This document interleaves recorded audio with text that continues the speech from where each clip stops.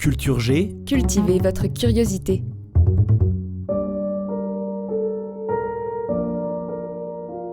Bonjour à tous. Vous avez sans doute entendu ce nom dans l'actualité, Volodymyr Zelensky. C'est le président ukrainien élu en 2019. Ce que vous ne savez peut-être pas, c'est que rien ne le destinait à devenir président. Il était humoriste, acteur, et il est devenu très populaire en Ukraine après avoir joué dans une série. Il incarnait le rôle d'un professeur d'histoire devenu, malgré lui, le président de l'Ukraine. La réalité a pris le pas sur la fiction. Voici l'histoire de Volodymyr Zelensky.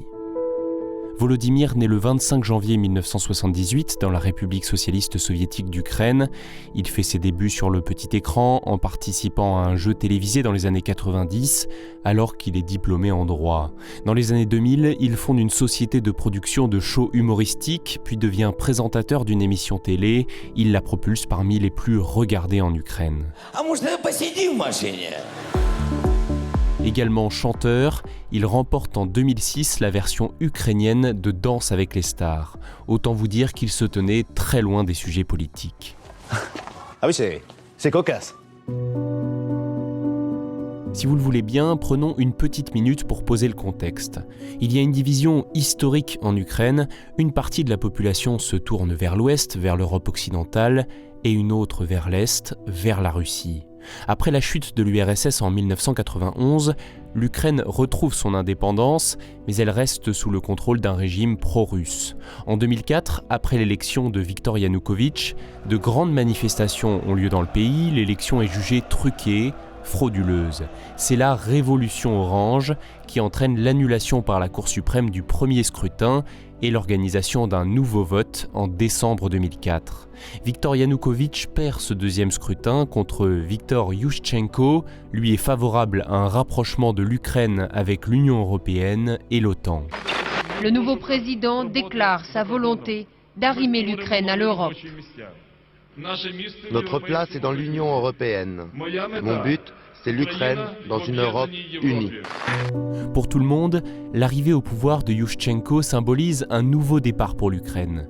Mais c'est raté, celui-ci n'y parvient pas, il est très impopulaire, notamment parce qu'il n'arrive pas à gérer les conséquences de la crise économique mondiale de 2008.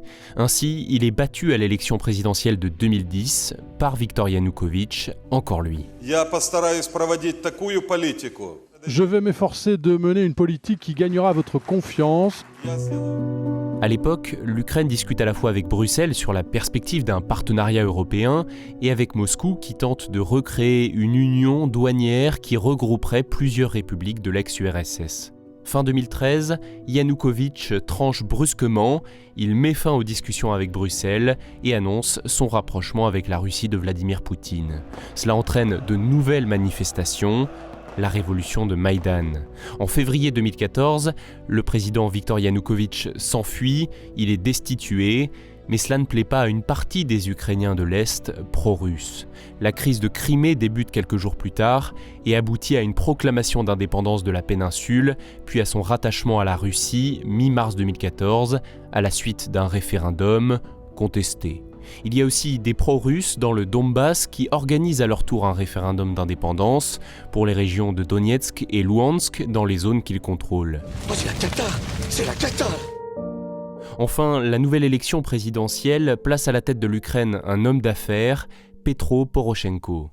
Pendant sa présidence, il tente de mettre fin aux guerres intérieures, notamment dans le Donbass, impliquant la Russie, et il se rapproche des Occidentaux. Toutefois, sa politique d'austérité et des accusations de corruption font chuter sa popularité.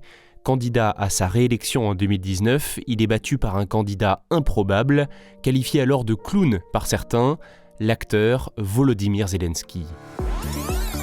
Maintenant que vous avez le contexte, revenons en 2015. Nous sommes au début du mandat de Poroshenko et une série télévisée humoristique cartonne sur l'une des plus grosses chaînes du pays. Son nom, Serviteur du peuple. Volodymyr Zelensky incarne Vasil Holoborodko, un professeur d'histoire au lycée devenu malgré lui président de l'Ukraine. C'est un carton absolu, plus gros succès télévisuel de l'histoire du pays. Et en décembre 2017, Volodymyr Zelensky obtient que le nom de sa série télévisée, serviteur du peuple, soit donné à un parti politique fondé un an plus tôt. À travers ce parti, il devient en quelque sorte le personnage qu'il joue dans la série, dénonçant les élites et la corruption. Et s'il n'est pas encore pris au sérieux, il grimpe dans les sondages. Le 31 décembre 2018, il se déclare officiellement candidat. Pour lutter contre la corruption, il promet notamment la suppression de l'immunité parlementaire, la mise en place d'une procédure de destitution du chef de l'État en cas de faute grave et la consultation régulière de la population avec des référendums. Il prône un cessez-le-feu dans le Donbass et l'organisation d'un référendum sur l'intégration de l'Ukraine dans l'OTAN.